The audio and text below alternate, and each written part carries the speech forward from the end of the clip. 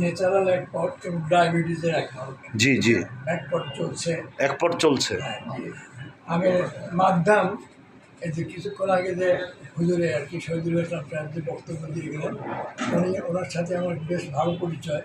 জি জি পরিচয়ের কারণেই আমি ওনার কাছ থেকে এই ওষুধটা পেয়েছি জি জি। মাধ্যমে। আচ্ছা, তা আমার ডায়াবেটিস 12 নিচে আসতো না। ডায়াবেটিস 12 নিচে আসতো না, এবং 24 পর্যন্ত ছিল। 24 পর্যন্ত ছিল, এত হাই? হ্যাঁ, তখন আমি 24 পর্যন্ত যখন ছিল তখন আমি মনে করি অন্য অসুখ বুঝি।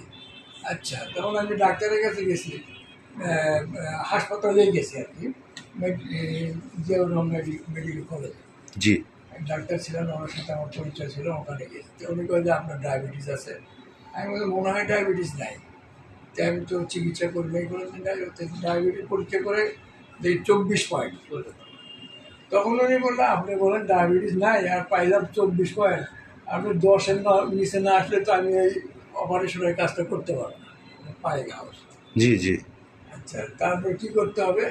ওই যে আপনার নিয়ম মোতাবেক চলতে হবে, সকাল বিকাল আপনি হাঁটাহাঁটি করতে হবে এবং ওষুধটা খেতে হবে ডায়াবেটিসের। ওষুধটা খেলে আপনি যখন 10-এ আসবে তখন যে আপনি আমার কাছে আসবেন। ওই আমার হাঁটুতে একটা ফোড়া আসলো পায়ে।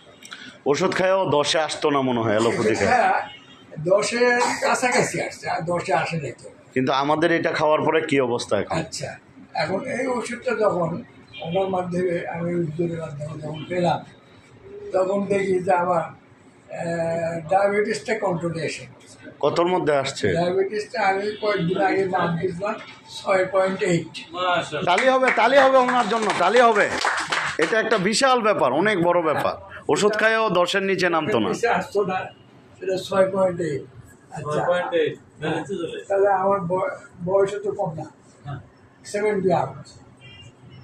আচ্ছা, এখন শুধু একটা অসুখে আমি ভুগতেছি, সেটি হচ্ছে ব্যথা। ব্যথা।